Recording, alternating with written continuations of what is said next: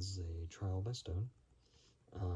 Tonight is a different kind of review. I'll be reviewing an anime I've seen.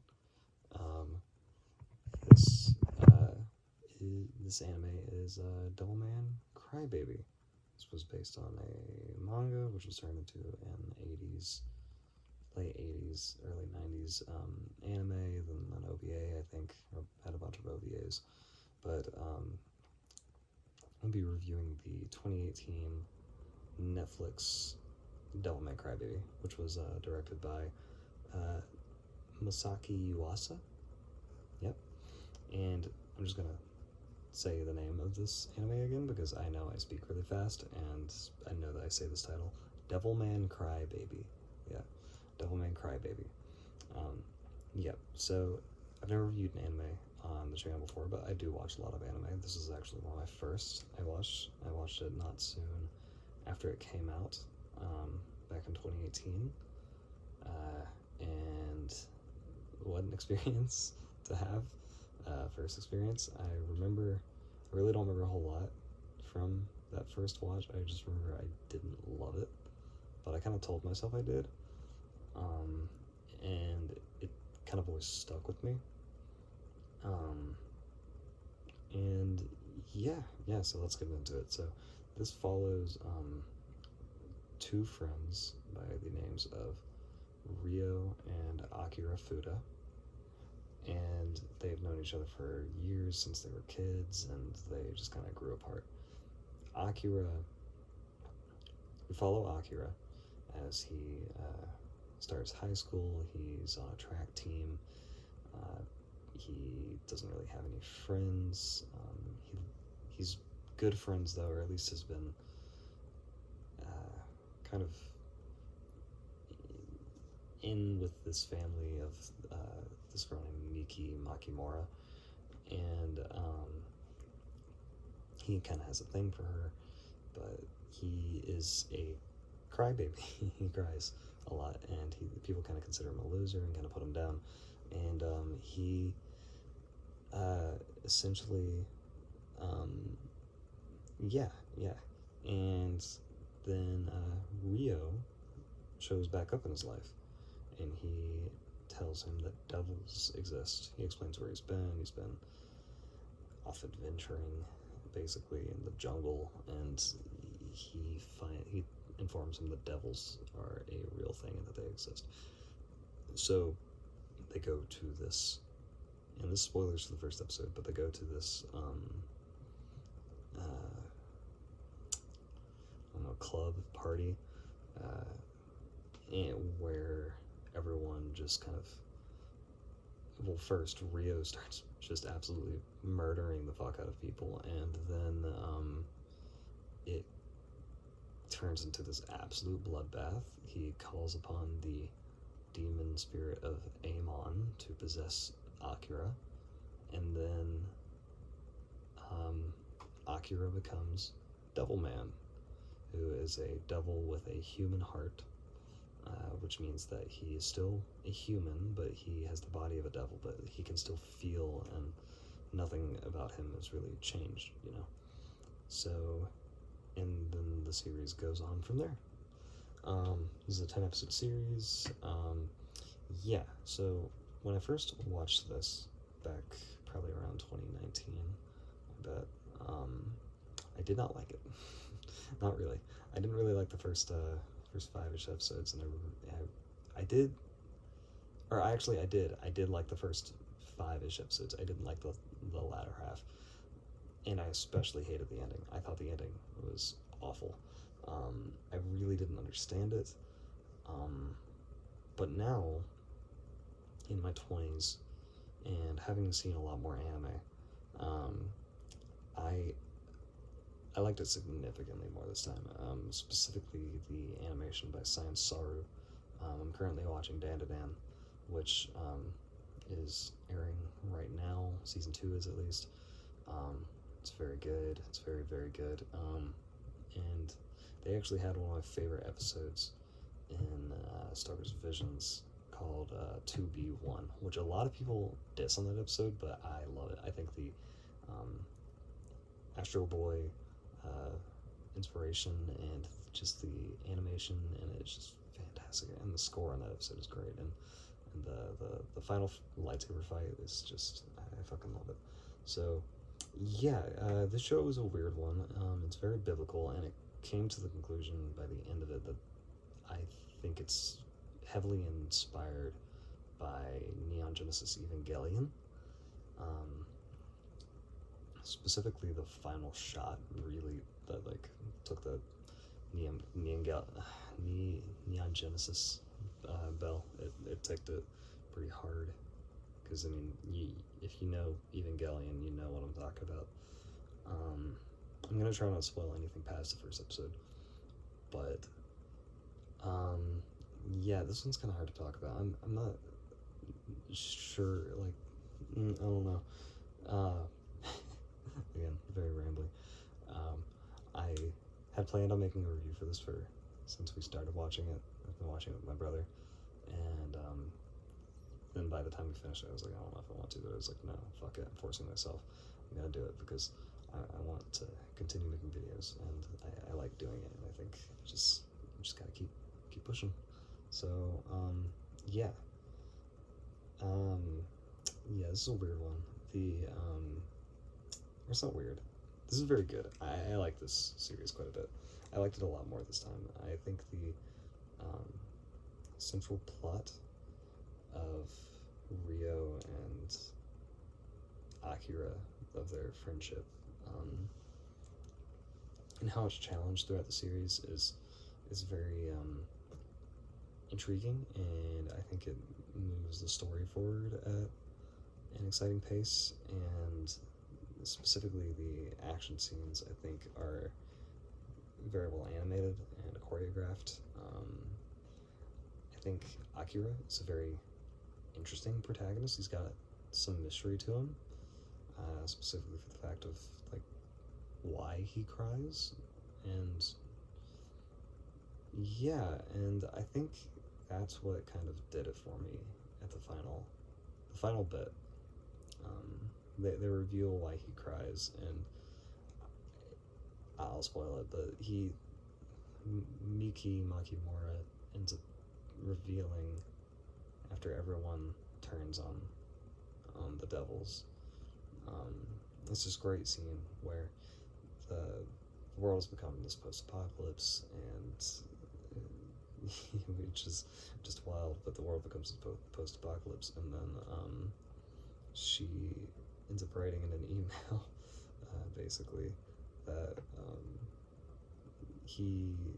and Rio reveals that Akira is a devil, and he basically yells at everyone to go hunt him down. This like ultimate betrayal kind of thing, which really reminded me of Guts and Griffith from Berserk. Rio is actually very similar to Griffith. I think once again, I feel like he's very inspired by him. And then as Akira he's staying in this like stadium, he's like shouting and like crying towards all these people who have humans chained up and like bound, and they're like stoning them and stuff, and he's just like shouting at them. He's like, why do you continue to fight humans? Like, why fight amongst yourselves? Miki ends up sending out this email that says, like,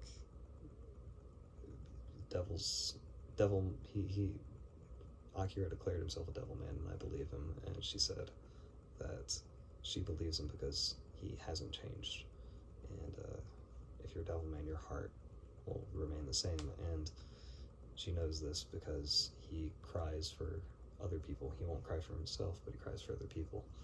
And I find that characteristic of him just incredibly sweet. Just incredibly sweet. I like a really sweet character who doesn't who has a disdain for violence and hopes.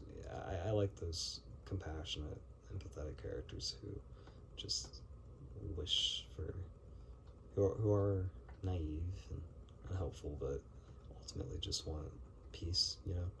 Like, I think his name is Waymond Wang, I think, from Everything Everywhere All at Once, Kihi Kwan. I think he's like the perfect kind of feel I'm going for, you know, when I'm describing this character archetype. Yeah, and it made me very emotional. And then especially when like Maki's like when the things that happened to her, and by the end of it, like it is a tragedy. It is an ultimate tragedy. It's just seeing these two friends just fade away or split apart, and for reasons they don't really know, you know, and but they do, and then the world just kind of eggs them on. And I think that's kind of a point that the show is kind of, the anime is trying to make, where it very much is, where people when scared are the most dangerous.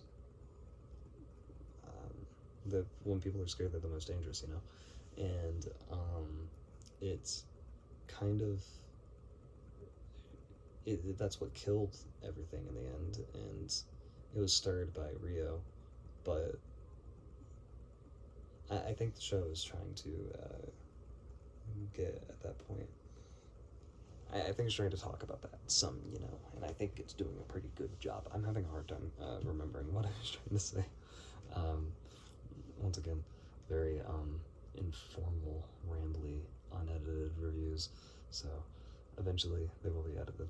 But yeah, I think that mob mentality kind of idea is interesting and honestly pretty timely. It feels like, and I do believe that is something that exists. I think it's very scary. I think it's why, like, you know, horror movies and like stuff don't scare me as much as real people do, because real people are fucking frightening. You put a gun in a stupid person's hand and you're liable to wind up dead, you know. And that's scary. But yeah, I think this show is very much trying to talk about that, and I think it does a pretty good job. I feel like I'm not giving a very good review of this at all. So I'll talk about the things that I do feel a little informative. I think the animation is great. It's very fluid and very cartoony. Also, this is like the most like sex heavy, violence heavy thing ever. If you're looking for anime, it's I haven't seen too many like super hardcore violent sexual anime like this, but like Cyberpunk comes to mind. Cyberpunk Edge Runners, which was also on Netflix, and I think it's right up there, maybe surpasses it. It's so graphic. It's so graphic, and my teenage brain that loves heavy metal magazine and shit like that just gets very excited by it. And yeah, so the animation is very good. The it's very colorful. I think the color palette of it is surprising. There's a character they name drop called like Crazy Jenny or something, or she's a demon. She does some wild, imaginative murder, and she's really fun. Her color palette that comes with her is really fun. And the music specifically really stood out to me. I really liked it. The piano score, and then the main theme that kicks in when Akira's kicking the shit out of some demons, and then even on top of that, I think the like 80s synthy kind of the score is like really fun. It I think it really reminds me of just that time of like Ninja Scroll and Akira and Ghost in the Shell and shit like that. I love 90s anime. I'm a huge fan of the aesthetic, and I just think the aesthetic, and I think the animation back then is just something. It's just so different. It's so different to nowadays, and I think it looks so cool. It looks so fucking cool, and those movies from back then, like Akira and Ghost in the Shell, Perfect Blue, Fist of the North Star. There's just something about them that I can't get enough of, and I love it. Even the old Ghibli ones, like Nausicaa, The Valley of the Wind, and Castle in the Sky. Like, I don't know. It's like crack, man. I love those.